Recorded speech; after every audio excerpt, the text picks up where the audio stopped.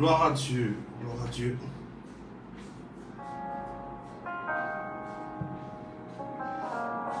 Ah, béni sois-tu, Père.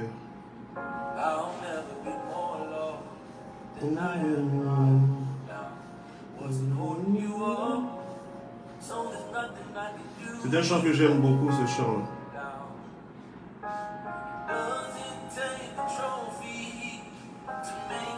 Version française, version anglaise. C'est un très beau chant.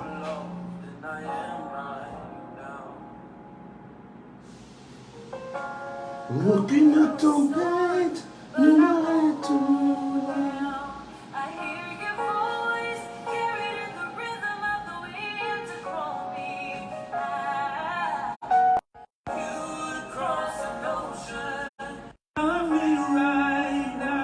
Maintenant je...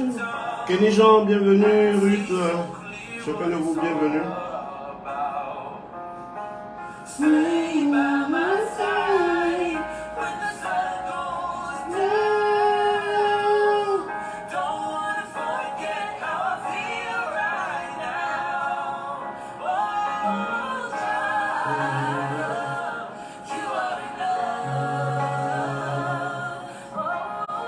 Voilà, bonjour à ceux qui se sont déjà connectés.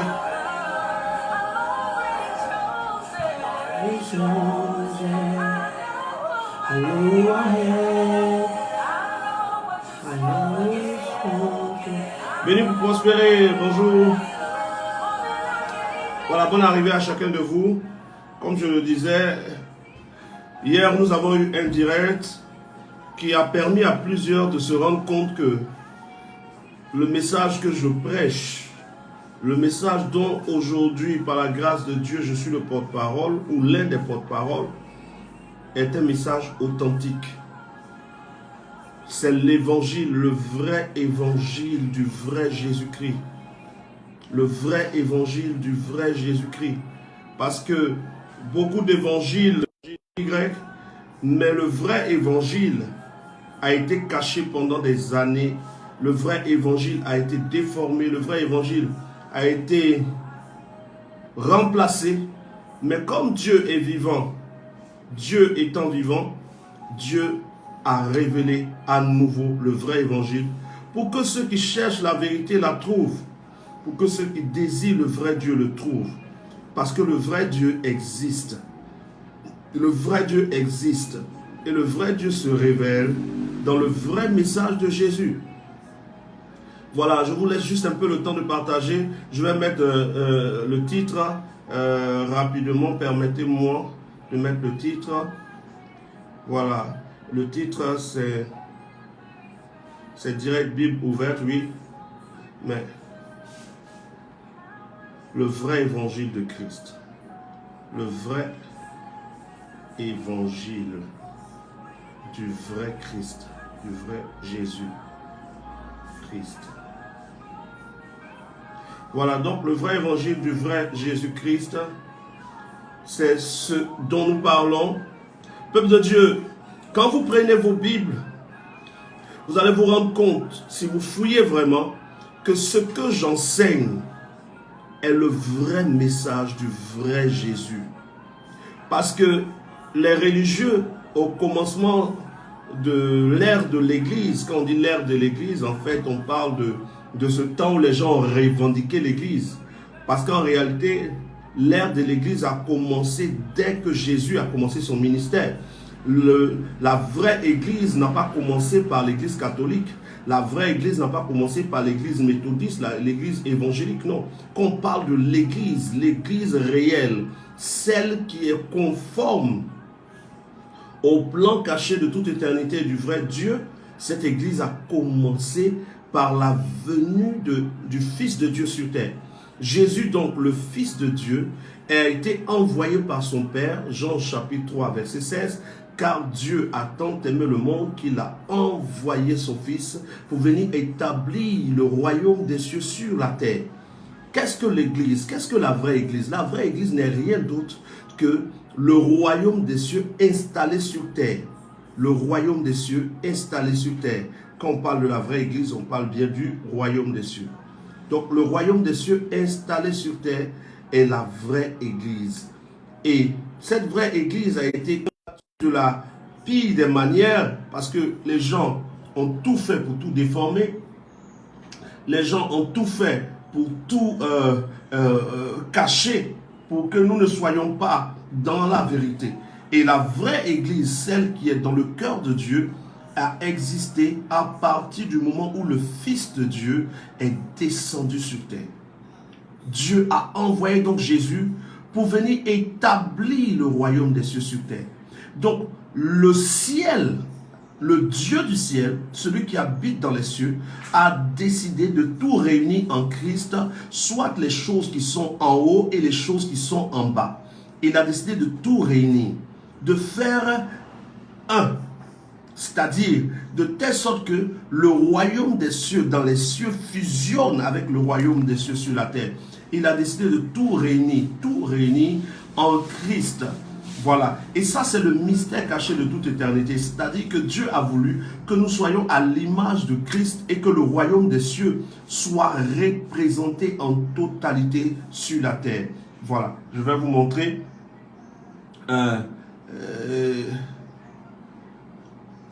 pour ceux qui sont connectés, pardonnez si vous pouvez partager. Donc nous sommes dans Éphésiens chapitre 1. Je fais la lecture, Éphésiens chapitre 1,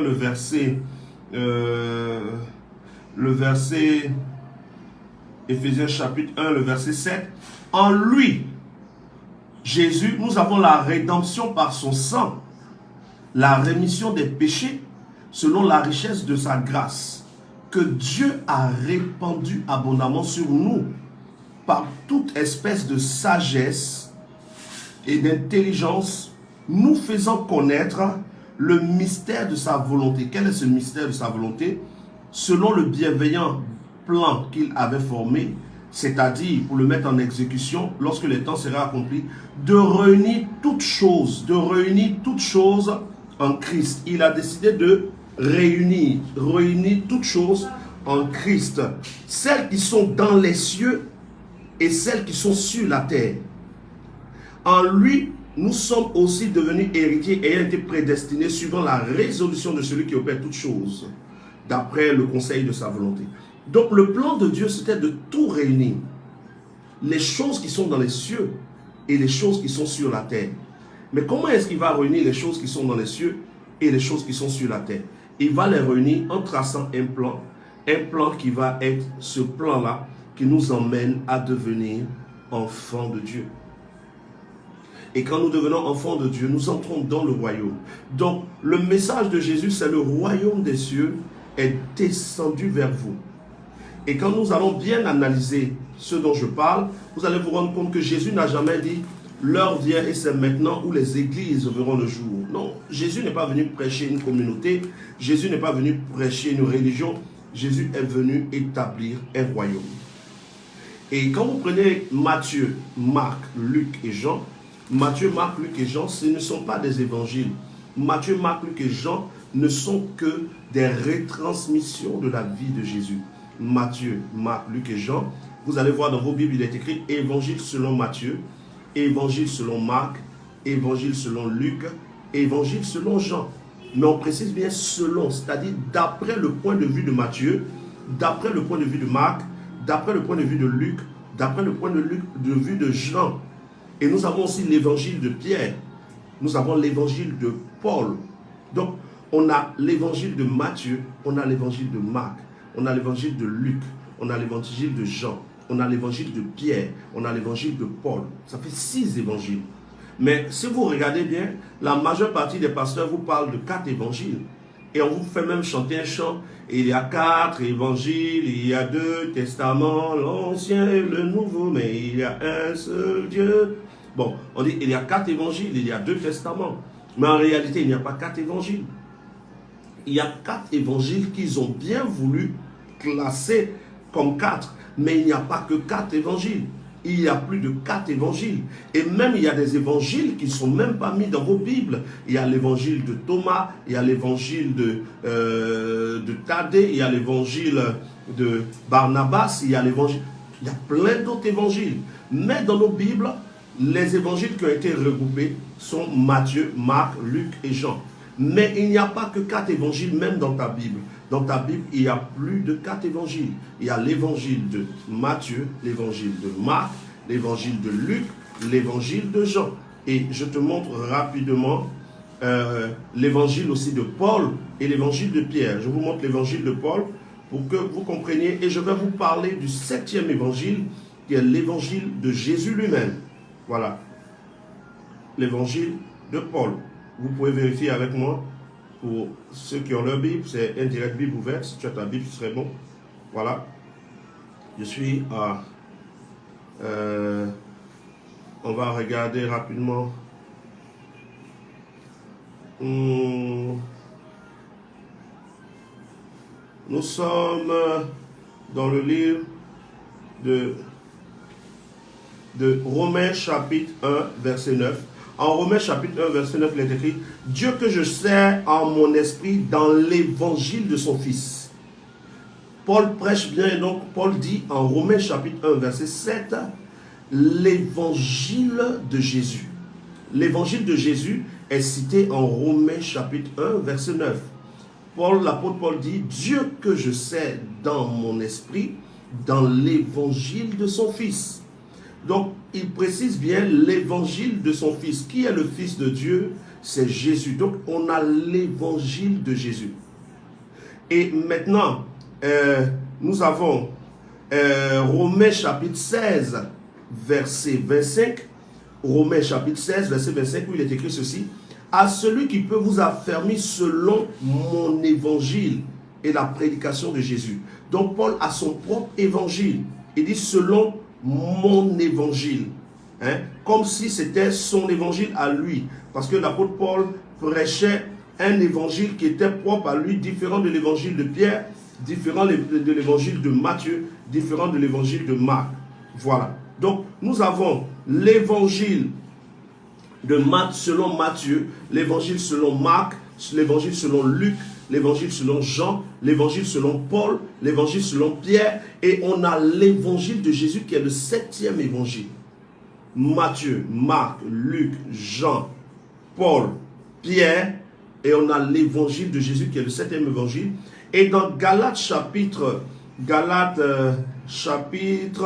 1, verset 7, il est écrit qu'il y a des gens qui veulent renverser l'évangile de Jésus. Parce que l'évangile de Jésus existe. Et je vais vous parler de l'évangile de Jésus de suite. Quel est l'évangile de Jésus? Et nous avons en Galates chapitre 1, verset 8, qu'il y a un autre évangile qui n'est pas l'évangile des apôtres ni l'évangile de Jésus, mais qui est le faux évangile. Donc, si nous résumons, nous avons l'évangile dans les Bibles que nous avons. Il y a l'évangile de Matthieu, Marc, Luc, Jean, Pierre, Paul, Jésus. Et il y a un 8e évangile qui est appelé l'autre évangile. C'est-à-dire un évangile qui est déformé, un évangile qui n'apporte pas la vie, un évangile qui pousse à l'erreur. Et c'est le 8e évangile qui est le faux évangile qui a rempli la terre aujourd'hui. Le 8e évangile, selon Galates chapitre 1, verset 8, le 8e évangile qui est l'évangile qui a apporté le plus de destruction. Le 8e évangile est l'évangile où tout a été déformé. Le 8e évangile est l'évangile où on vous fait croire que la Bible est la parole de Dieu. Pendant que dans l'évangile de Matthieu, dans l'évangile selon Marc, dans l'évangile selon Jean, dans l'évangile selon Luc, dans l'évangile selon Paul, dans l'évangile selon Pierre, dans l'évangile de Jésus lui-même, la Bible n'est pas la parole de Dieu, mais la Bible est un livre qui regroupe des paroles de Dieu. C'est-à-dire la Bible est un ensemble de livres, parce que Bible veut dire bibliothèque. Bible veut dire bibliothèque. Et une bibliothèque, c'est un endroit où il y a beaucoup de livres. Donc ceux qui ont choisi les textes pour les mettre pour les regrouper, ont appelé les textes regroupés bibliothèque. Bible veut dire bibliothèque. Donc, bibliothèque, au début, quand ils ont regroupé les livres, ils ont appelé ces livres-là bibliothèque. Après, ils ont appelé ces livres-là sainte bibliothèque, pour dire que c'est des livres qui parlent de Dieu. Et finalement, ils ont appelé ces livres-là très sainte bibliothèque. Et finalement, ils ont appelé ces livres-là très sainte bibliothèque, parole de Dieu. Au début, quand ils ont regroupé les livres n'étaient pas appelés parole de Dieu. Au début, quand ils ont regroupé les livres n'étaient pas appelés sainte bibliothèque. C'était écrit simplement Bible. Bible.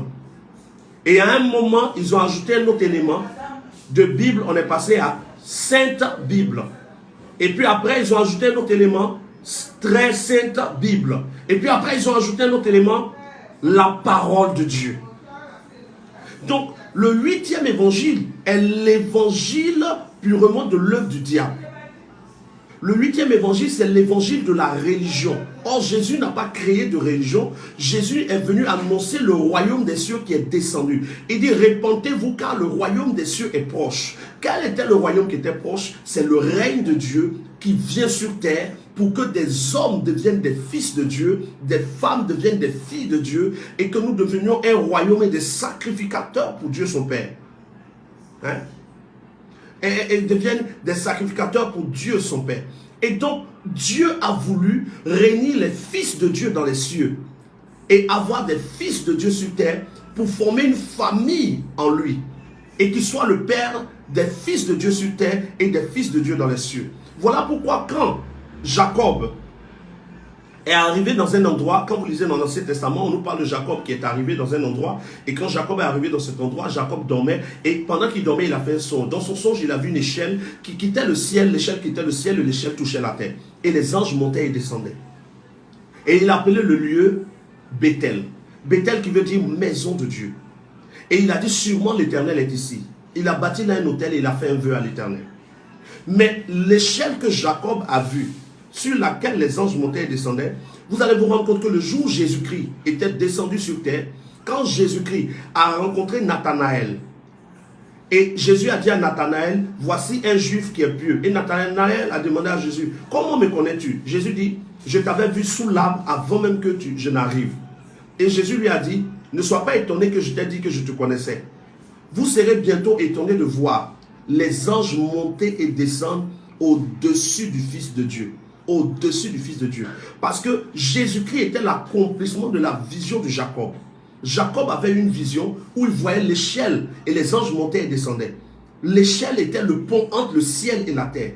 Et ce pont, établir le pont entre le ciel et la terre, n'était possible que quand Dieu allait envoyer son Fils. Jésus donc est venu comme Fils de Dieu pour établir le pont entre le ciel et la terre, afin que les êtres dans les cieux puissent descendre librement vers la terre, et que les êtres sur terre, qui seraient fils de Dieu, puissent entrer facilement dans la présence de Dieu. Il est venu briser le fossé qu'il y avait entre le royaume des cieux et le royaume de la terre. Il est venu rétablir le pont entre le ciel et la terre, rétablir l'échelle, afin que les fils de Dieu dans les cieux puissent descendre, et que les fils de Dieu sur terre puissent rencontrer le Père constamment.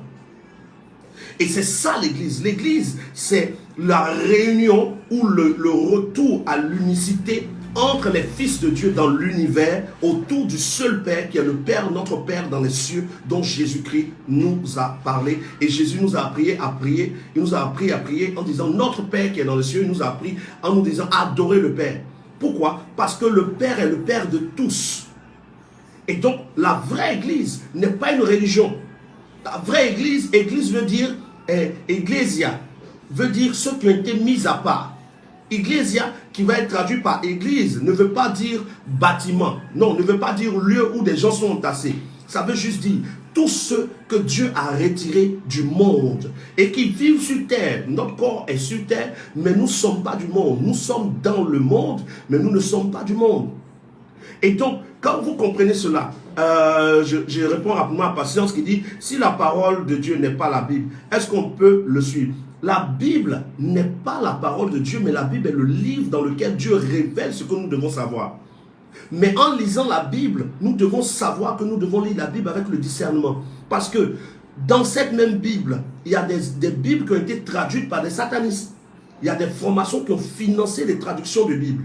Donc quand vous lisez votre Bible, lisez pour avoir la connaissance. On lit la Bible pour avoir la connaissance, pour savoir ce que notre Père avait déjà fait, pour savoir qui est le Messie, pour savoir des choses. La Bible nous apporte la connaissance, mais nous devons marcher par le Saint-Esprit. Or, le Saint-Esprit doit te donner le discernement quand tu t'approches et que tu lis. Voilà. Donc, je suis en train d'expliquer qu'est-ce que la vraie Église, selon le vrai évangile de Jésus. Parce que Matthieu n'est pas l'évangile, Marc n'est pas l'évangile, Luc n'est pas l'évangile, Jean n'est pas l'évangile. Pourquoi? Parce que Matthieu, ce qu'on vous a écrit, ce qu'on vous a donné en disant que Matthieu est l'évangile de Matthieu, non, ce n'est pas l'évangile. C'est l'histoire de Jésus racontée par Matthieu. Or, l'évangile, c'est la bonne nouvelle que Dieu a envoyée sur terre. Mais Matthieu ne nous donne pas la bonne nouvelle. Matthieu nous donne l'histoire de Jésus. Marc n'était même pas un disciple de Jésus. Marc n'a même pas connu Jésus. Marc, c'est quelqu'un qui a fait des recherches, à qui on a expliqué et qui a écrit. Luc n'était même pas un disciple de Jésus. C'était un disciple de Pierre. Luc était un disciple de Paul. Marc était un disciple de Pierre. Donc, ils ont écrit ce qu'on leur a raconté sans avoir vécu ça. Donc, l'évangile de Marc, ce n'est pas un évangile, c'est l'histoire de Jésus telle que compris par Marc. L'histoire de Jésus telle que compris par Luc. L'histoire de Jésus telle que racontée par Jean. C'est ce qu'on appelle l'évangile de Jean. Mais dans l'évangile de Matthieu, Marc, Luc et Jean, on trouve l'évangile de Jésus dedans. Parce que quand Matthieu raconte l'histoire de Jésus, Matthieu raconte l'histoire en donnant les paroles de Jésus, ce que Jésus avait eu à dire. Marc aussi donne les paroles de Jésus selon que Pierre lui a relaté. Jean et Luc racontent l'histoire de Jésus selon les paroles que Paul lui a dites. Et Jean raconte l'histoire de Jésus selon que lui-même il a été témoin. Donc parmi Matthieu, Marc, Luc et Jean, on a seulement Matthieu et Jean qui ont été les disciples de Jésus. Mais Marc et Luc n'étaient pas disciples de Jésus, ils étaient disciples de Paul et de Pierre. Et donc quand nous allons vouloir avoir le vrai évangile de Jésus, nous devons lire les paroles de Jésus lui-même pour savoir qu'est-ce que Jésus prêchait. On vous a fait croire que Jésus prêchait « Donnez votre vie à Jésus, donnez votre vie à Jésus ». C'est faux. Jésus n'a jamais donné le message comme ça.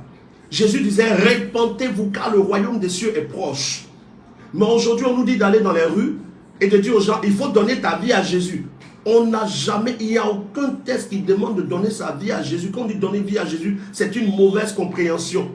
Parce qu'on ne donne pas sa vie à Jésus. Mais on accepte le message de Jésus pour être transformé. Vous connaîtrez la vérité et la vérité vous affranchira. Ce n'est pas Jésus, je t'accepte dans mon cœur. Non, c'est j'accepte la parole de Jésus et la preuve que j'accepte la parole de Jésus, j'obéis à sa parole et sa parole me transforme par le Saint-Esprit. Et donc, le vrai évangile de Jésus, Natacha, bien, bonne arrivée, ma chère, le vrai évangile est l'évangile qui sort de la bouche de Jésus. Je vous ai donné les textes où Paul même parle de l'évangile de Jésus. C'est quoi l'évangile de Jésus? L'évangile de Jésus, ce n'est pas l'évangile catholique. Ce n'est pas les musulmans, ce n'est pas presbytérien, ce n'est pas méthodiste, ce n'est pas évangélique. L'évangile de Jésus est l'évangile du royaume. L'évangile qui annonce le royaume des cieux qui est descendu sur terre. Parce que selon le livre que je viens de dire, de citer, selon le livre d'Éphésiens chapitre 1, il est écrit que Dieu a voulu réunir les choses qui sont en haut avec les choses qui sont en bas. Je suis à Éphésiens chapitre 1, je lis vraiment le verset 10, pour mettre à exécution lorsque les temps seraient accomplis, de réunir, Éphésiens chapitre 1, verset 10, réunir toutes choses en Christ. Celles qui sont dans les cieux et celles qui sont sur la terre. Donc Dieu voulait réunir tous ses fils ensemble. Nous réunir. Parce que dans les cieux, il y avait des fils et sur terre, il y a des fils. Voilà pourquoi dans le livre de Luc, chapitre 3, il est dit que Adam est appelé fils de Dieu. Comment Adam est fils de Dieu? Mais Adam est le premier fils de Dieu sur terre. Mais dans les cieux, Jésus est le premier fils de Dieu dans les cieux. Voilà pourquoi il est écrit que Jésus-Christ est le Fils unique venu du Père. Pourquoi on dit Fils unique venu du Père? Parce qu'il est le seul des fils de Dieu dans les cieux qui est venu. Il est le seul qui est venu. Mais dans les cieux, il n'y a pas que Jésus comme fils. Dans le livre de Genèse chapitre 6, il est dit les fils de Dieu sont descendus du ciel. Dans le livre de Job chapitre 1, on dit les fils de Dieu étaient réunis avec Dieu. Donc comprenez qu'il y a beaucoup de fils de Dieu dans les cieux, mais parmi tous les fils de Dieu dans les cieux, Jésus est le plus élevé et il est le premier. Voilà pourquoi Colossiens chapitre 1 verset 15 dit que Jésus-Christ est le premier-né de quoi? Pas de Marie, mais de toute la création. Avant même que le monde ne soit créé, Dieu a engendré son fils, Jésus. Et maintenant sur terre, le premier fils de Dieu sur terre, c'est Adam. Voilà pourquoi Luc nous dit que Adam est appelé fils de Dieu. Je vous donne le test rapidement de Adam, fils de Dieu. Je parle un peu vite, hein. Si c'est le cas, vous me dites. Fils de Dieu, Adam. Je vais vous faire voir ça de vos yeux. On est dans le livre de Luc. Luc, chapitre... Ah, où j'ai mis ça? La généalogie.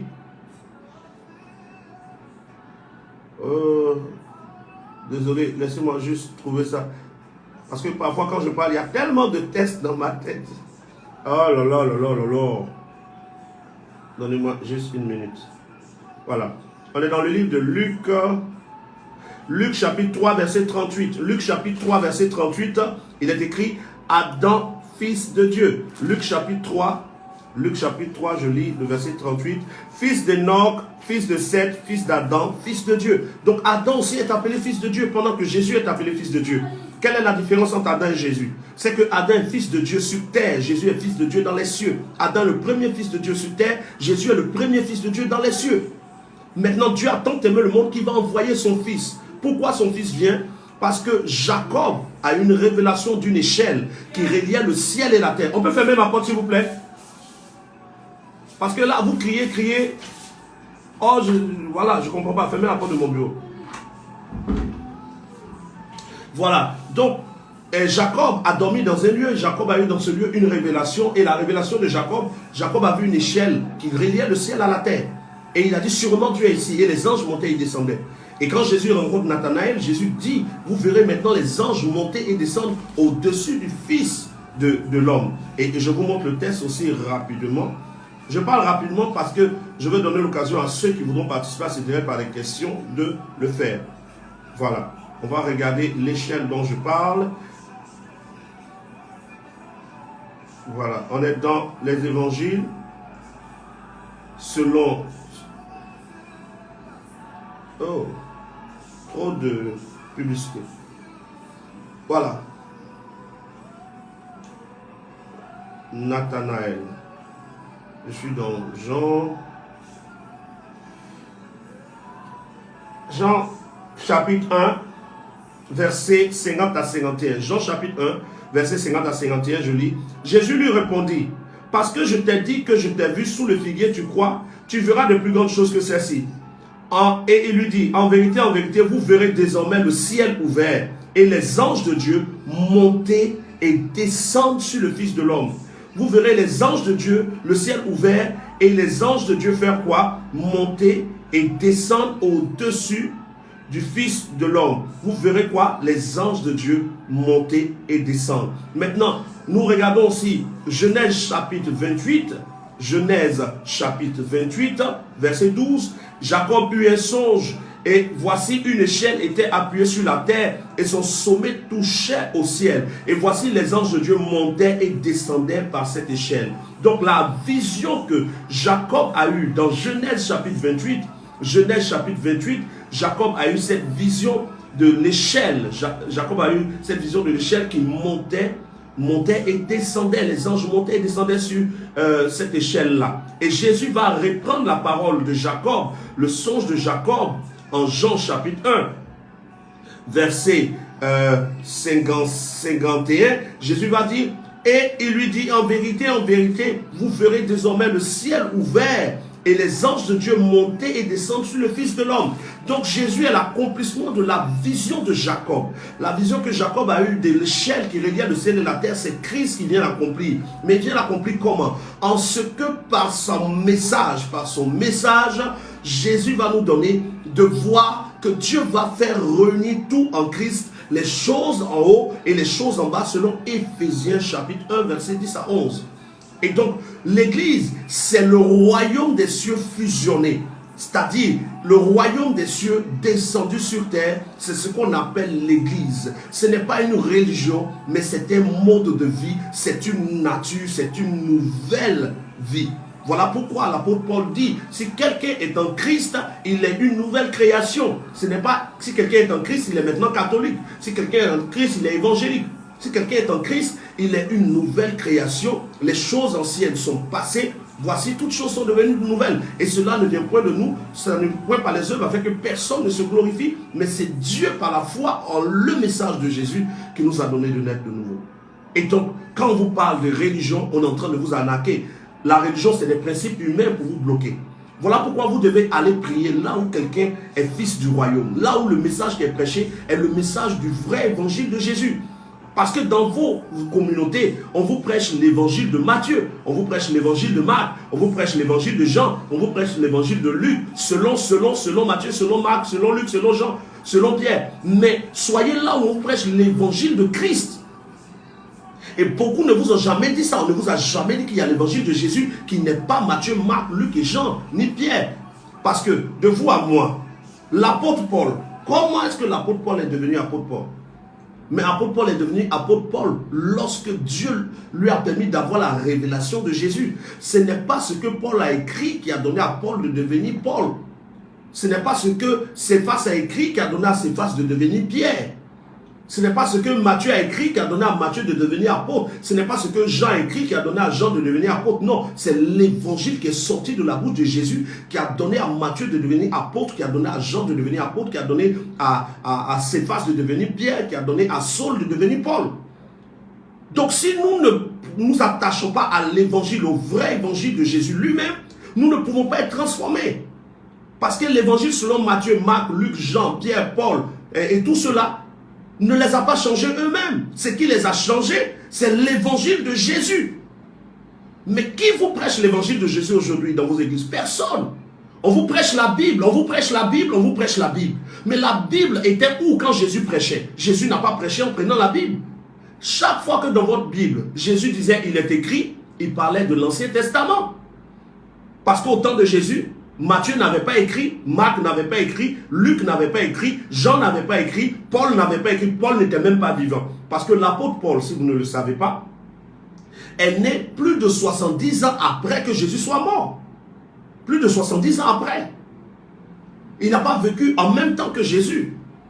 Donc comprenez que vous avez dans vos mains un livre qui a des écrits de l'Ancien Testament et des écrits du Nouveau Testament. Mais ceux qui ont écrit le Nouveau Testament n'ont pas lu le Nouveau Testament.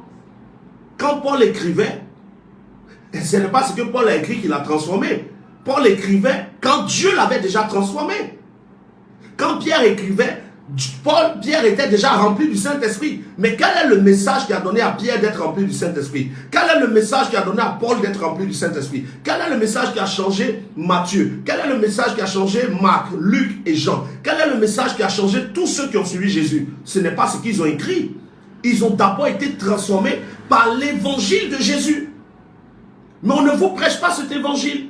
Et quand vous rencontrez un prophète comme moi, Dieu m'a fait grâce de prêcher l'évangile de Jésus, on vous bloque dans vos communautés parce que le diable a peur que vous alliez prier là où le vrai évangile est pour que vous soyez sauvés de l'enfer.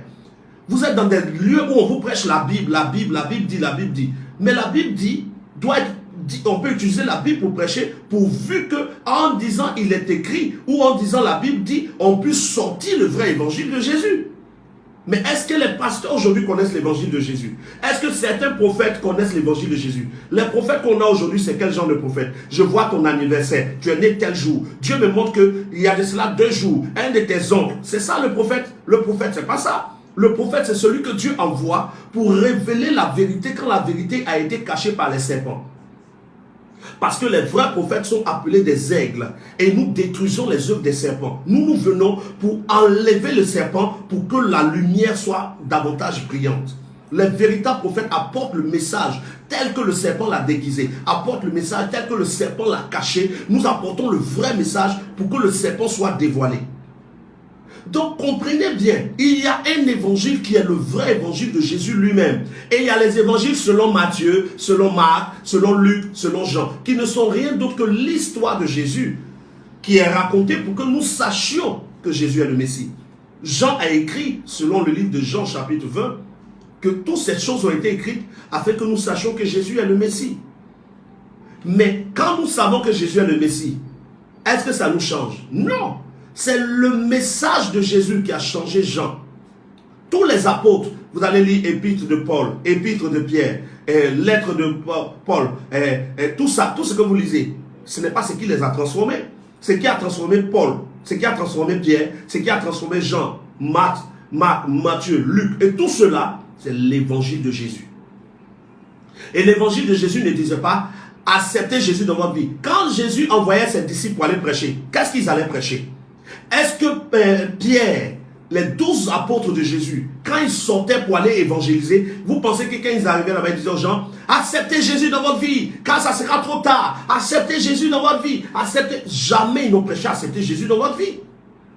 Ils disaient ceci: le royaume des cieux est proche. Répentez-vous et que chacun de vous rentre dans le royaume des cieux. Ayez du fruit digne de la repentance. Montrez des actes d'obéissance au Dieu du ciel, car son jugement n'est pas loin. Répentez-vous, répentez-vous. Voici le message qu'il prêchait, qui est l'évangile de Jésus. Mais aujourd'hui, on vous fait prêcher quoi?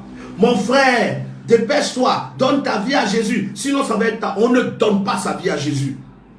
On écoute le message. La foi vient de ce qu'on entend. Or, nous sommes sauvés par la foi, selon le message qui est prêché. Quel est le message qui est prêché? Le message, c'est le message de la repentance. Pourquoi? Parce que le royaume des cieux qui est proche est un royaume saint. Le royaume des cieux on ne peut pas y rentrer sans être sanctifié. Or, pour être sanctifié, il faut la repentance. Et la repentance va avoir un aspect intérieur et un aspect extérieur. Je me répands à l'intérieur, ça veut dire que je reconnais que ma vie n'est pas conforme pour rentrer dans le royaume. Mais ma repentance intérieure et invisible doit être accompagnée par ma repentance extérieure et visible. Et ma repentance extérieure et visible va se manifester par le baptême, qui est la manifestation de ma conscience. Je veux changer. Maintenant, après mon baptême, je ne suis pas encore sauvé. Je me suis repenti à l'intérieur, j'ai regretté. Je me suis fait baptiser, ok. Mais après le baptême, il faut maintenant ce qu'on appelle le fruit digne de la repentance. Parce que quand tu finis de te baptiser, Dieu maintenant va vérifier. Est-ce que tu commences à lui obéir? C'est pendant que tu obéis que Dieu te donne son Saint-Esprit. Dans le livre des Actes des Apôtres, chapitre 15, verset 8, il est écrit: et Dieu qui connaît les cœurs donne le Saint-Esprit à ceux qui lui obéissent. Donc quand tu t'es repenti, tu es baptisé, tu rentres maintenant dans la dimension des actes de la repentance. Les fruits de la foi, les actes de la repentance. C'est-à-dire si tu étais voleur, après que tu te sois repenti, tu as regretté d'être un voleur, tu as été baptisé, ok, tu n'es pas encore sauvé. Maintenant, Dieu va permettre une épreuve où tu as l'occasion de voler. Et si tu voles, ça prouve que tu n'es pas vraiment repentant. Parce que la repentance selon Dieu produit la transformation, mais la repentance selon la chair produit seulement les larmes. Tu pleures. Oh Seigneur, pardonne-moi parce que j'ai encore volé. Non, tant que tu pleures, tant que tu fais la même chose, tu n'as pas encore changé. Mais dès l'instant que tu vas faire un effort sur toi, parce que le royaume des cieux est forcé et ce sont les violents qui s'en emparent. Ça, c'est le message du vrai évangile de Jésus. Vous, votre évangile qu'on vous a donné, c'est répète après moi. Vas-y, Seigneur Jésus, je t'accepte dans ma vie, comme mon Seigneur et mon sauveur personnel. Pardonne-moi mes fautes, je suis maintenant, oh, tu es né de nouveau. C'est un mensonge. Ça, c'est l'évangile selon Matthieu, Marc, Luc, Jean, Pierre, Paul, tout ça. Mais le vrai évangile de Jésus parle du fruit digne de la repentance. Le vrai évangile de Jésus dit que le royaume des cieux est forcé. Et ce sont les violents qui s'en emparent. Ce n'est pas cet évangile détourné qu'on prêche. Et on est 2 milliards de chrétiens, mais le monde ne change pas. 2 milliards d'hypocrites, 2 milliards de très habillés, bien habillés le dimanche, sapés, mais des cœurs noirs, hypocrites, qui en veulent aux gens, qui veulent faire du mal aux gens, méchants comme jamais. Ça, c'est l'évangile qu'on vous prêche aujourd'hui. Et Satan a peur que vous veniez prier dans les endroits où le vrai évangile de Jésus est prêché. Voilà pourquoi Jésus dit, là j'ai le chemin qui mène à la perdition. Et plusieurs l'empruntent. Les endroits où nous prêchons le vrai évangile, il n'y a pas du monde. Allez là où on prêche le faux évangile. Là où on vous dit, Dieu va te faire voyager. Dieu va te faire voyager. Je vois dans mon esprit, j'entends miracle. Wow, 10 millions de personnes. Mais là où on prêche le vrai évangile, allez voir, vous allez voir 10 personnes, 20. Au maximum 100, des fois 200. Si Dieu a tellement fait grâce, peut-être 500, au plus 1000 personnes. Mais allez là où c'est le faux. Des millions sont tassés là-bas. des millions qui sont entassés là-bas. Et comment on fait pour avoir beaucoup de fidèles? Il suffit de prêcher l'évangile de la terre. Voyager, mariage, prospérité, pouf, le coin est rempli. Mais quand on prêche l'évangile du ciel, les endroits se vident. Moi, quand j'ai commencé à prêcher le vrai évangile de Jésus, que j'ai laissé l'évangile selon Matthieu, selon Marc, selon Luc, selon Jean, la communauté où j'étais, il y avait du monde. Plus de la moitié sont partis, ils ont quitté. Mais je préfère une communauté où il y a 2 personnes. Et puis je sais que je suis sûr que j'entre au ciel avec eux, dans le vrai évangile de Jésus, qu'une communauté de 50 millions de personnes, et puis arriver là-bas, tout le monde va m'accuser que je leur ai donné le faux évangile. Le vrai évangile est l'évangile des violents. Le royaume des cieux est forcé. Ce sont les violents qui s'en emparent. Et pourquoi Jésus parle de violents qui s'emparent du royaume? Parce que pour entrer dans le royaume, tu dois te repentir. Quand tu as fini de te repentir, tu vas être baptisé. Quand tu es baptisé, maintenant tu vas faire violence. Tu n'as pas encore le Saint-Esprit. Tu n'es pas encore rempli du Saint-Esprit. Mais ta détermination va montrer ta décision. On va te proposer des choses que tu aimes. Tu dois pouvoir dire non. Tu auras, le dimanche arrive, au cas où c'est le dimanche où il y a les réunions, là où tu vas choisir d'aller. Par exemple, nous à l'Assemblée Arche, c'est les dimanches et les jeudis. L'heure arrive, tu n'as pas envie d'aller, ta chair n'a pas envie d'aller prier et adorer Dieu. Mais tu dois faire violence pour partir. Et c'est le début du vrai évangile. C'est l'évangile où tu fais violence sur toi. Et pendant que Dieu voit comment tu commences à assujettir ta chair, toi-même tu fais violence pour obéir à Dieu. Dieu voit ta détermination. Il te donne maintenant le Saint-Esprit parce qu'il a vu ta décision réelle. Et quand le Saint-Esprit vient, le Saint-Esprit maintenant va te modeler et tu deviens fils de Dieu, totalement selon le vrai évangile. Ce soir, je parlerai et je reviendrai sur ce vrai évangile. Le thème de ce soir, c'est le vrai évangile de Jésus-Christ, différent de l'évangile de Matthieu, Marc, Luc et Jean, de Paul et de Pierre. Le thème de ce soir, c'est le vrai évangile de Jésus, différent de l'évangile de Matthieu, Marc, Luc, Jean, Paul et Pierre. Parce qu'on nous a donné le faux évangile. Le monde aujourd'hui compte plus de 2 milliards de chrétiens, mais le monde n'a pas changé. 2 milliards dans lesquels il y a plus d'1,9 milliard d'hypocrites en train de se promener, à mentir, à voler, à faire n'importe quoi sous le couvert de l'onction. J'ai l'onction, pendant que ce qu'ils ont, c'est juste un pouvoir pour jouer sur les émotions des gens. Voilà, donc ne manquez pas ce soir. Ce soir, il y aura la possibilité de l'ouverture du téléphone pour ceux qui voudront appeler. Hier, vous avez vu un peu comment les gens ont appelé. Et ceux qui ont appelé pour essayer de montrer que je suis dans le faux, vous avez vu qu'eux-mêmes, ils ont balbutié. Comme au temps de Jésus, les gens qui venaient l'affronter se rendaient compte qu'il avait une sagesse qu'on ne pouvait pas combattre. Parce que Dieu, le Père, me donne les mots exacts pour que ceux qui cherchent la vérité la trouvent et pour que ceux qui veulent dénigrer la vérité soient humiliés. Voilà. Donc ce soir, ça sera à partir de 20h30. On parlera du vrai évangile de Jésus qui est différent de l'évangile de Matthieu, Marc, Luc et Jean. Voilà. Est-ce que ce matin, quelqu'un a une question ou quelqu'un aimerait participer au direct en appelant directement par Messenger pour qu'on l'ajoute à ce direct? C'est l'occasion de le faire. J'augmente la musique en attendant que vous écrivez quelque chose. Et je veux aussi demander à chacun de vous, est-ce que vous prenez le temps de parler à vos collègues? Frères, le vrai message de Jésus est un message qui, quand tu le reçois, si tu ne le réponds pas, tu deviens un ennemi. Il dit, celui qui n'amasse pas avec moi disperse. Ne croyez pas que le message qui est venu et dans lequel Dieu fait grâce de comprendre le vrai message est un message à garder pour soi. Si Jésus avait voulu garder ce message, il ne serait pas mort. Les gens l'ont tué à cause du message qu'il a donné. Donc, le vrai message, quand tu le reçois, tu dois en parler autour de toi. Et quand tu vas en parler, les gens vont te persécuter, d'autres vont te rejeter, d'autres ne vont plus vouloir parler avec toi. Mais certains seront sauvés. Tu ne dois pas garder ce message seulement pour toi. Tu dois parler à tes amis. Ils vont te dire, oh, laisse-nous, non, on n'est pas dans ces bêtises. C'est pas grave. Fais ta part. Voilà, fais ta part. Est-ce que quelqu'un a une question?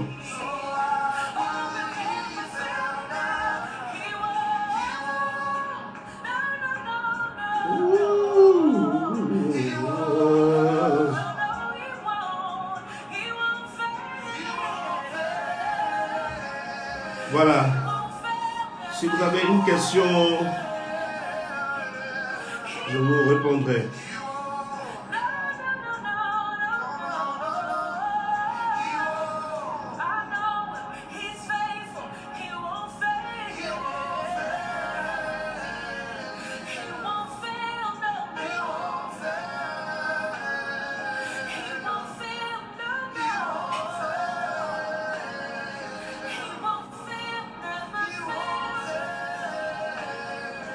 Ce soir, ce sera le vrai évangile de Jésus qui était caché. Qui était caché, maintenant révélé. Maintenant révélé. Voilà. Quel est le thème que vous pensez qui serait mieux, hein? Votons un peu le thème de ce soir. Quel thème vous pensez qui serait mieux entre le vrai évangile de Jésus qui était caché mais maintenant révélé et le vrai évangile de Jésus différent de l'évangile de Matthieu, Marc, Luc et Jean? Quelle serait la bonne formulation? Il y a une question là. J'ai une question sur la Trinité. Je veux bien comprendre pour arriver à expliquer aux gens que ça n'existe pas. D'accord? Qu'est-ce qu'on vous a dit sur la Trinité?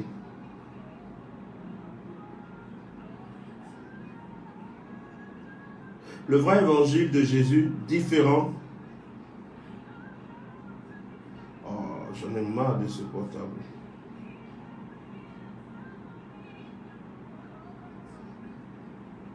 Le vrai évangile de Jésus, différent.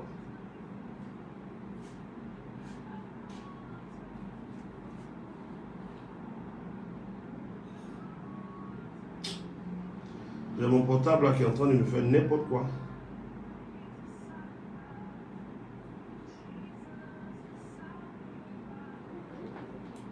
Voilà.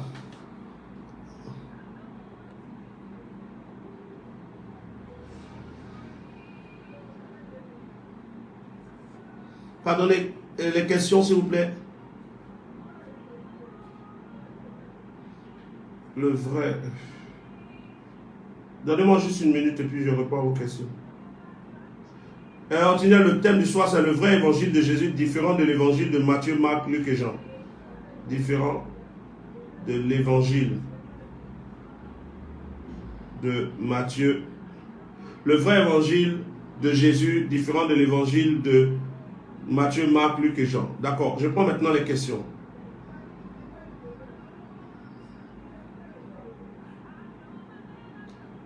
Première question, c'est Franck Hervé Kwame qui dit: quel est le rôle de Jésus dans nos prières?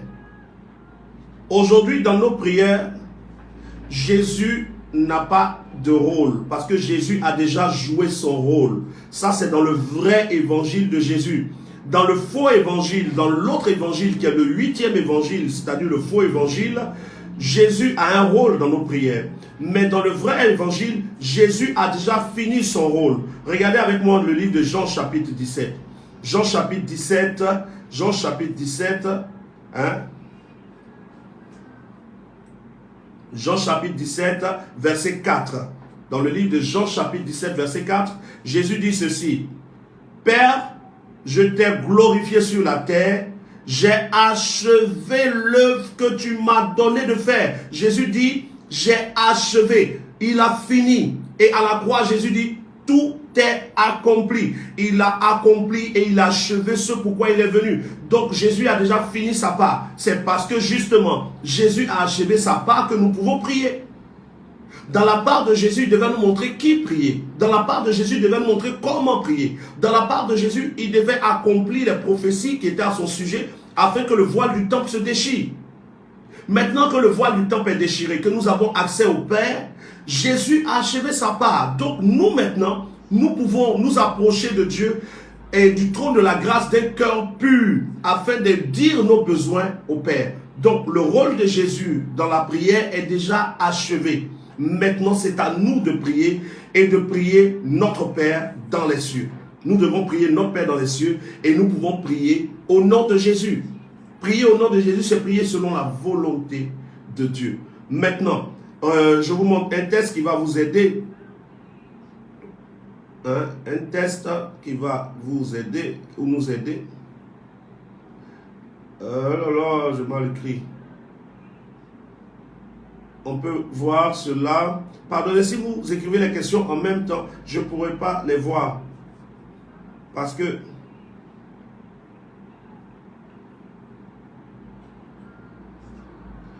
si vous écrivez Voilà. Hébreux chapitre 7, verset 25. Hébreux chapitre 7, verset 25. Hébreux chapitre 7, verset 25. Et Romains chapitre 8, verset 34. Je réponds à Franck Hervé Kwame qui dit quel est le rôle de Jésus dans nos prières. Quand vous prenez Romains 8, verset 34, il est dit, qui les condamnera? Jésus est mort. Jésus est ressuscité et il est à la droite de Dieu et il intercède pour nous. Qu'est-ce que Jésus fait? Jésus intercède. Qu'est-ce qu'intercéder? C'est prier en faveur de quelqu'un. Donc Jésus prie quelqu'un pour nous. Ce quelqu'un que Jésus prie, ce n'est pas lui-même. Si Jésus était le Père, il n'allait pas intercéder. Mais Jésus n'étant pas le Père est obligé d'intercéder. Parce que Jésus prie en faveur des saints. Et la prière de Jean chapitre 17 montre bien Jésus en train d'intercéder. On intercède auprès de quelqu'un. On n'intercède pas auprès de nous-mêmes. Donc le Père est différent du Fils et le Fils intercède. Donc le rôle de Jésus dans nos prières, c'est que Jésus intercède. Nous aussi nous prions par le Saint-Esprit, ce qui donne une intercession.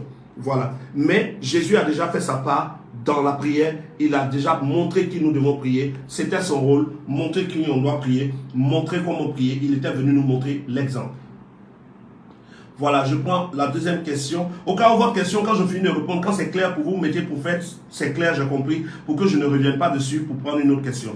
Voilà. On me dit, c'est un ministère qui est en train de détourner le vrai chemin, mais je sais que j'ai pu s'aimer le doute. Oh, ils disent ça. Quand vous allez leur donner la vérité, au début, ils vont vous dire que non, c'est de l'erreur, mais Dieu va utiliser ça pour leur parler jusqu'à ce que, pour ceux qui sont sincères, pour qu'ils comprennent. Je prends une prochaine question.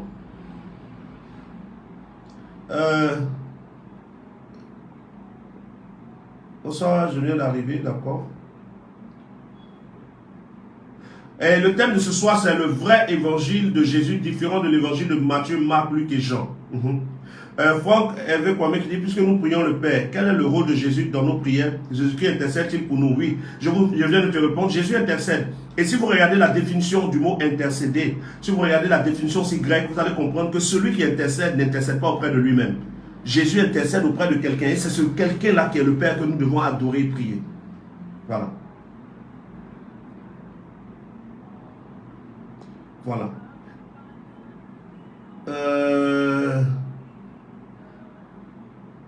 Franck Nazara dit, le bon thème c'est le vrai évangile de Jésus différent de Matthieu. D'accord. Donc, ordinaire ce soir, le thème c'est le vrai évangile de Jésus différent de l'évangile de Matthieu, Marc, Luc et Jean. Je précise pour vous qui êtes sur ce direct que ce soir, je parlerai du vrai évangile de Jésus. Je parlerai de la plénitude du Saint-Esprit. Comment être rempli? Qu'est-ce que les dons spirituels dans le vrai évangile? Comment recevoir et manifester les dons spirituels? Tout est différent. Ils nous ont menti à un niveau que vous n'imaginez pas. Et quand je vais expliquer le vrai évangile ce soir, vous allez vous rendre compte qu'on nous a mis dans n'importe quoi. Mais il n'est pas tard pour nous qui sommes vivants pour rentrer dans le vrai évangile. Voilà. Je prends une autre question. Ah oui, Franck Hervé Kwame qui dit, c'est tout ce que nous voulons dire. Maintenant, Ordiniel a demandé, si je ne réponds pas à votre question, reposez-la. Ordiniel demandait, quelle est la différence entre le vrai évangile et la Trinité? J'ai une question sur la Trinité. Je veux bien comprendre pour arriver à expliquer aux gens que ça existe ou que ça n'existe pas. La Trinité n'existe pas. La Trinité est un concept catholique inventé pour justifier le signe de croix au nom du Père, du Fils et du Saint-Esprit. Pour justifier le signe de croix. Mais le problème, c'est que ce qu'on vous dit sur la Trinité, si vous l'analysez déjà, vous savez que c'est faux. On vous dit Dieu est Père, Fils et Saint-Esprit. Mais Père, demandez à celui qui vous parle de la Trinité de vous dire qu'est-ce qu'un Père. Et demandez à ceux qui vous parlent de la Trinité de vous dire qu'est-ce que l'Esprit. Demandez à ceux qui vous parlent de la Trinité de vous dire qu'est-ce que le Fils. Qu'est-ce qu'un Fils. Ils ne pourront pas vous répondre. Pourquoi? Parce que s'ils vous répondent, la Trinité n'existe plus. Parce que si Dieu est Père, Fils et Saint-Esprit, ça ne donne pas Trinité. Ça ne donne pas de Trinité. Pourquoi? Parce que Jésus dit, notre Père dans les cieux. La prière de notre Père dit, quand vous priez, dites, notre Père qui est dans les cieux, que ton nom soit sanctifié, que ton règne vienne. Oui ou non? Quand nous faisons le notre Père, c'est notre Père qui est aux cieux. D'accord. Et dans la Trinité, on nous dit Dieu est Père. Mais le Père qui est dans les cieux, il est de quelle nature? Quelle est la nature de notre Père dans les cieux? selon le livre de Jean chapitre 4, verset 20 à 24, il est écrit clairement, Dieu est esprit. Donc notre Père dans les cieux est Père parce que nous sommes fils. Quand on dit Père, on parle d'une relation. Et notre Père qui nous a engendrés est esprit. Donc notre Père est esprit de nature, il est saint dans sa pureté et il est Père dans sa relation avec nous. Ça ne fait pas deux personnes, ça ne fait pas trois, c'est la même personne. Notre Père est esprit. Donc quand on vous dit la Trinité, c'est Dieu le Père, Dieu le Fils et Dieu le Saint-Esprit, c'est n'importe quoi. Parce que Dieu lui-même qui est Père là, sa nature c'est esprit. Donc il n'y aura pas Dieu le Père qui est esprit à part, le Saint-Esprit qui est esprit. C'est un mensonge. Deuxièmement, on vous dit que Dieu est Père, Dieu est Fils et Dieu est Saint-Esprit. Mais maintenant au ciel, si Dieu est Père, or Dieu même est esprit, le Père est esprit, le Saint-Esprit est esprit, et Jésus aujourd'hui n'est plus sur terre, il est dans le ciel, il est esprit. Ça fait combien d'esprits? Ça fait 3 esprits. Alors 3 esprits, je vais vous montrer où sont les 3 esprits. Vous allez voir bien, les 3 esprits. Regardez avec moi Apocalypse. Je vous montre les 3 esprits. Et s'il vous plaît, ce soir, Antignon, ne manque pas de m'emmener cette question pour que tout le monde entende ma réponse. Hein? Apocalypse. Nous sommes dans Apocalypse. Apocalypse. Apocalypse chapitre 16. Apocalypse chapitre 16, verset 12. Apocalypse chapitre 16, verset 12. Le 6e versa de sa coupe sur le grand fleuve, l'Euphrate, et son eau tarit afin que le chemin des rois venant de l'Orient fût préparé. Et je vis sortir de la bouche du dragon et de la bouche de la bête, de la bouche du faux prophète, 3 esprits impurs semblables à des grenouilles. 3 esprits impurs. Ils sont 3 esprits et c'est les 3 esprits de l'Antéchrist. 3 esprits qui sortent du dragon, du faux prophète et de la bête, qui seront les 3 entités, qui sont les 3 entités qui constituent la fausse Trinité. Parce qu'il n'y a pas de Trinité qui soit vraie. Donc la Trinité est une manifestation de 3 entités démoniaques. Pourquoi est-ce que je le dis? Voici le texte qui confirme ce que je viens de dire. Regardez avec moi le livre d'Éphésiens. Éphésiens. Nous sommes dans Éphésiens chapitre 4. Éphésiens chapitre 4, verset 4. Éphésiens chapitre 4, verset 4, il est écrit: il y a un seul corps de Christ et il y a un seul esprit. Comme nous avons aussi été appelés à une seule espérance. Il y a un seul esprit de Dieu. Il y a un seul esprit de Dieu.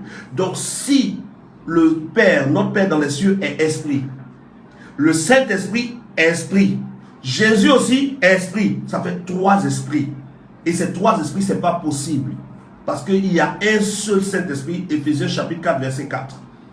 Donc, le seul esprit de Dieu, c'est celui qui est assis sur le trône. Notre Père qui est aux cieux, selon Jean chapitre 4, notre Père qui est aux cieux, l'heure vient, c'est maintenant les vrais adorateurs adoreront le Père, car Dieu est esprit. Notre Père dans les cieux est esprit, ça ne fait pas 2 esprits, c'est notre Père. Dans notre relation avec nous, il est Père, mais celui qui est Père dans notre relation avec nous, sa nature, c'est esprit. Et comme lui, il est Père, nous sommes fils. Mais nous, on est différents de lui, on est fils parce qu'il est Père. Donc il n'y a pas Dieu le Père, Dieu le Fils, Dieu le Saint-Esprit qui forment un en 3, c'est faux. Dieu est Père et Dieu, notre Père, a une nature, sa nature, c'est esprit. Jésus est esprit quand il est sorti de son corps et qu'il est monté au ciel, mais Jésus n'est pas esprit comme étant le Saint-Esprit. Jésus n'est pas le Saint-Esprit, c'est le Fils de Dieu qui a sa propre nature. Il est différent du Père. Parce qu'au ciel, il y a un seul Esprit de Dieu. Voilà. Et il y a... Pose-moi la question ce soir pour que je puisse développer, parce que beaucoup croient que la Trinité existe et ils sauront. Joseph dit: papa, ce matin dans un débat, un frère a voulu nous montrer que l'homme est fait de corps, âme et esprit. Le jour où quelqu'un te dit ça, est-ce que l'homme est fait de 3 parties, corps, âme et esprit? C'est faux. L'homme n'est pas fait de 3 parties, l'homme est fait de 2 parties. L'homme est fait de 2 parties. Pour ceux à qui, vous, dans l'évangile de selon Matthieu, Marc, Luc et Jean, on vous a menti que l'homme est fait en 3 parties. Et ils ont déformé certains textes de l'apôtre Paul pour vous faire croire que l'homme est fait de 3 parties. Mais quand vous allez regarder dans Genèse chapitre 2, regardons ensemble Genèse chapitre 2, on va voir si l'homme est fait de 3 parties. Genèse chapitre 2, Genèse chapitre 2. Varan dit bonsoir papa, j'ai suivi dans un de vos prédications où vous étiez en train de dire gloire à Jésus, alors que le Père dit qu'il ne partage pas sa gloire avec quelqu'un d'autre. Comment pouvez-vous expliquer cela? Et garde cette question, je reviens dessus. Voilà. Et Varan, avant de te répondre rapidement, je te demande de lire toi seul là-bas, Romains chapitre 2, verset 10. Romains chapitre 2, verset 10. Varan, Romains chapitre 2, verset 10. Donc, est-ce que l'homme est corps, âme et esprit? Est-ce que l'homme est 3 parties? Nous sommes dans Genèse chapitre 2. Nous regardons à partir du verset 7. L'Éternel Dieu forma l'homme de la poussière de la terre, ça fait une partie. Il souffla dans ses narines un souffle de vie, ça fait 2 parties. Et l'homme devint une âme vivante. Ça fait combien de parties? 2 parties qui forment une. Si vous prenez la forme mathématique de la phrase de Genèse chapitre 2 verset 7, l'Éternel forma l'homme de la poussière de la terre, ça fait 1. Il souffla en lui l'esprit, ça fait 2. Et l'homme devint, ça veut dire égal.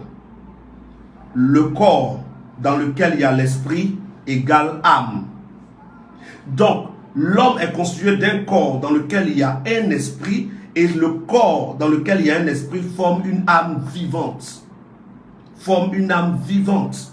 Donc, l'homme est 2 parties qui forment un tout qu'on appelle l'âme. Quand on parle de ton âme, on parle de ton esprit dans ton corps. Tous ceux que vous voyez marcher dans les rues, ce sont des âmes vivantes. Dans d'autres Bibles, il est traduit homme, être vivant ou âme vivante. Et donc l'homme n'est pas corps, âme et esprit. L'homme est esprit dans un corps. Dieu a créé l'homme à son image, c'est-à-dire esprit. Et Dieu a mis cet esprit à l'image de Dieu dans un corps. Et quand l'esprit est dans le corps, on dit que son âme est vivante. Et je vous donne la confirmation dans Ecclésiaste. Je donnais Genèse chapitre 2, verset 7. Et je donne maintenant Ecclésiaste 12.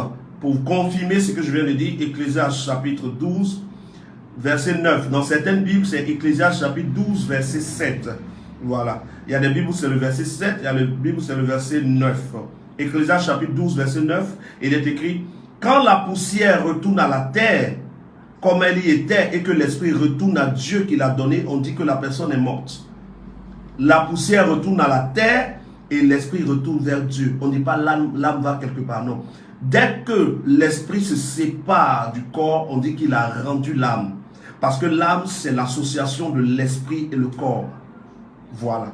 Donc, quand on dit que tout votre être soit gardé, tout votre être, c'est-à-dire le corps, l'âme et l'esprit, c'est une mauvaise traduction. La bonne traduction dit que tout votre être, c'est-à-dire le corps, l'âme, c'est-à-dire l'esprit.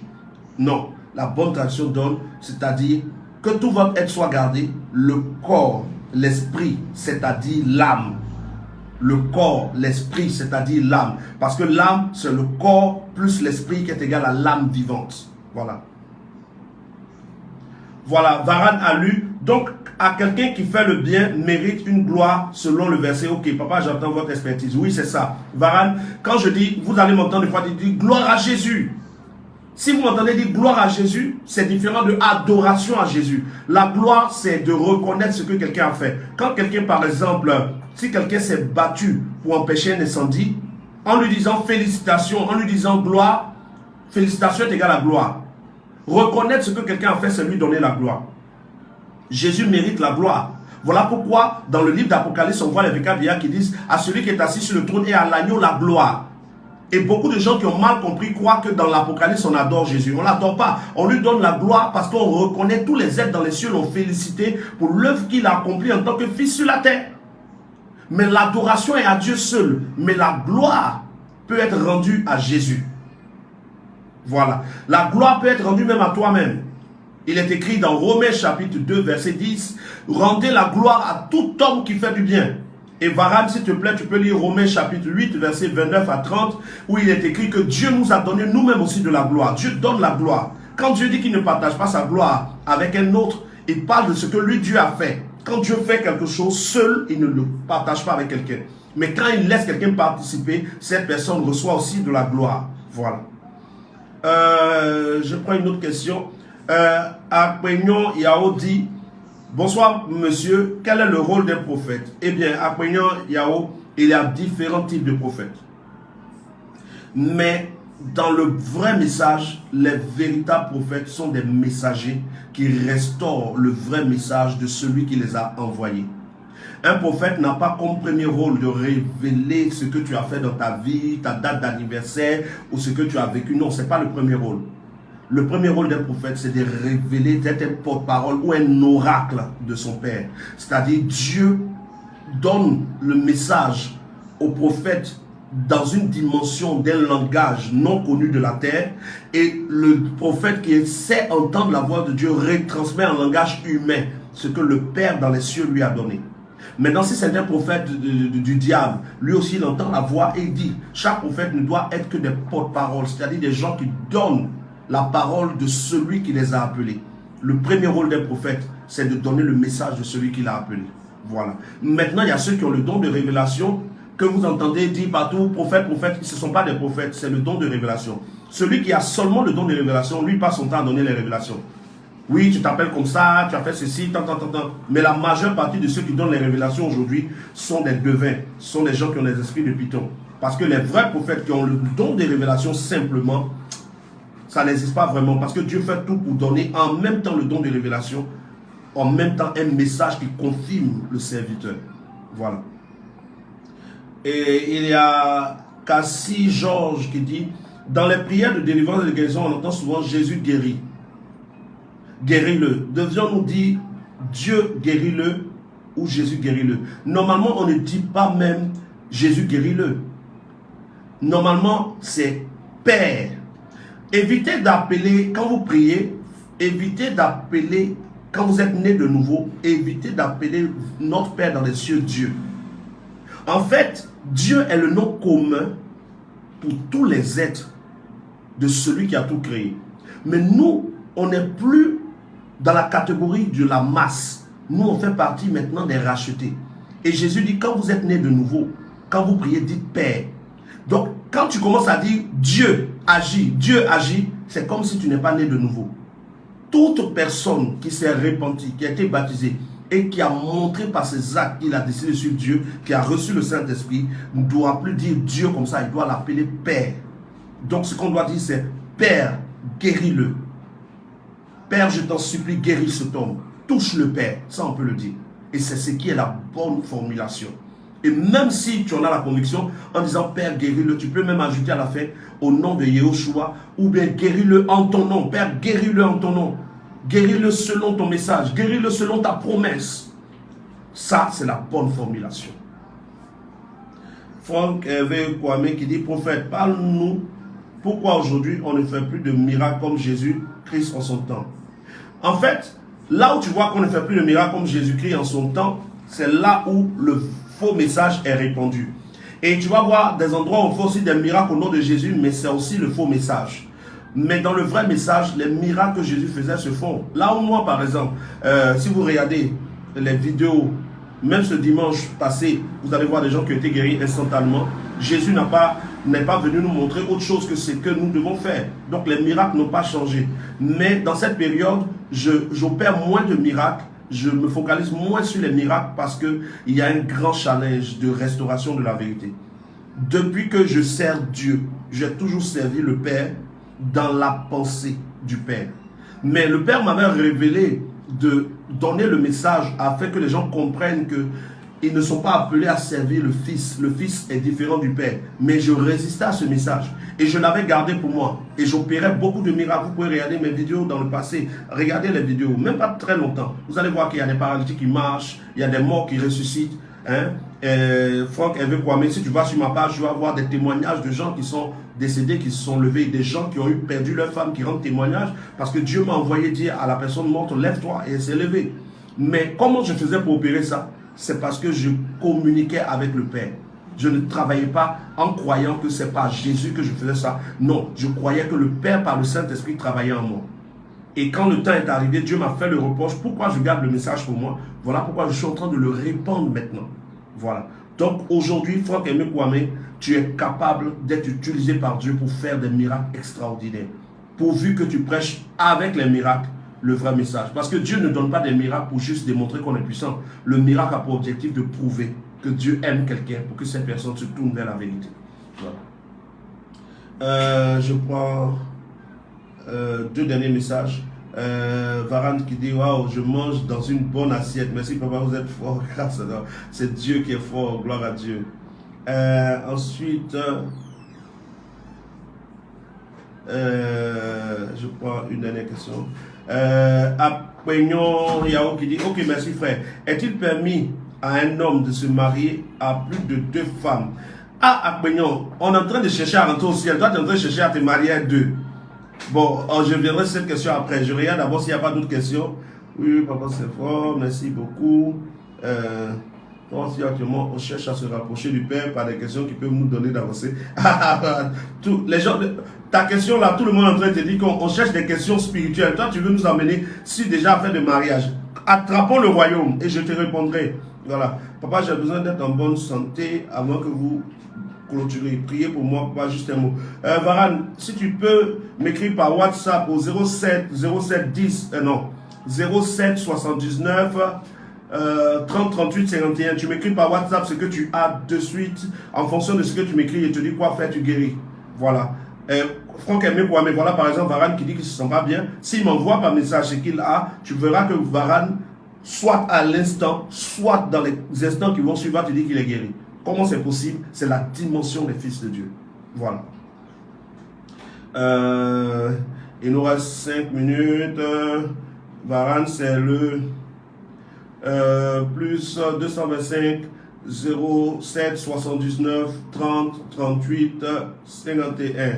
Non, Emmanuela, quoi, mais c'est 51 à la fin.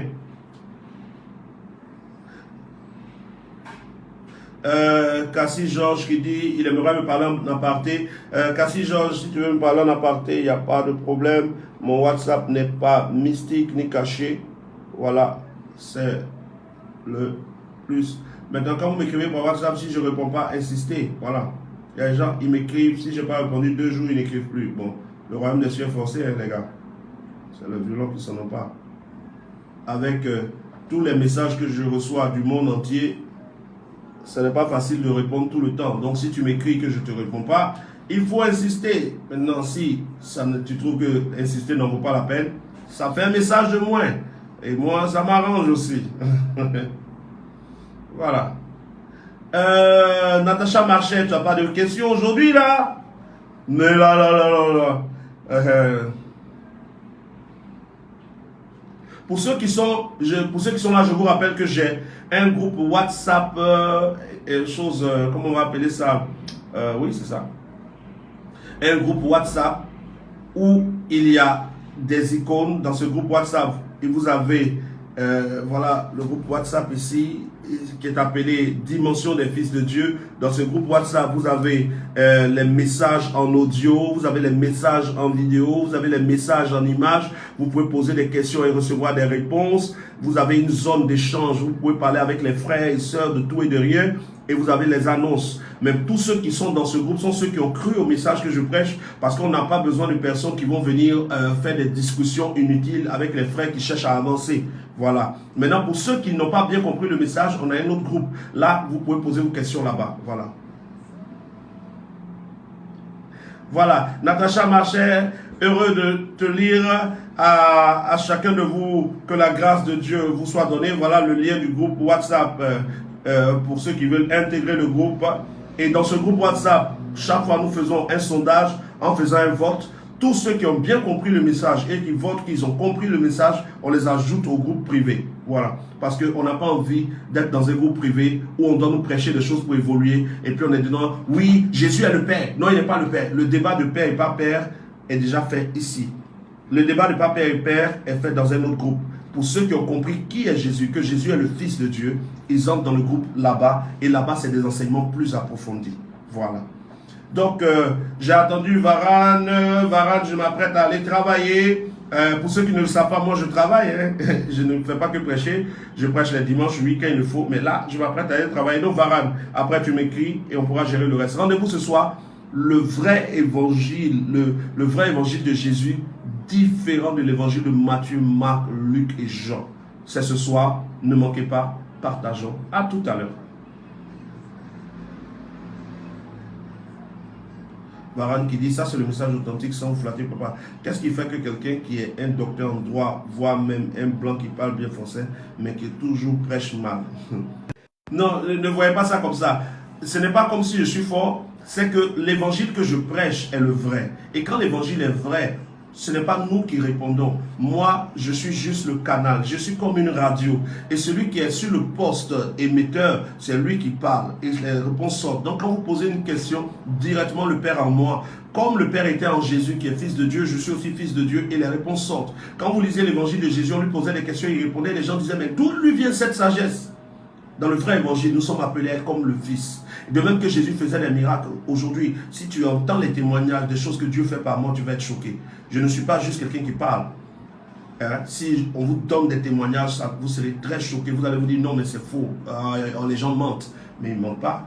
Voilà, c'est une dimension. Jésus a arrêté des tornades. Jésus a arrêté des choses. Jésus a ressuscité les morts. Jésus a fait lever des paralytiques. Jésus a donné la vue aux aveugles. Et toutes ces choses, c'est des choses que Dieu fait par moi. Voilà, et Dieu veut le faire par chacun de nous, mais pourvu que nous comprenions que Jésus est le Fils.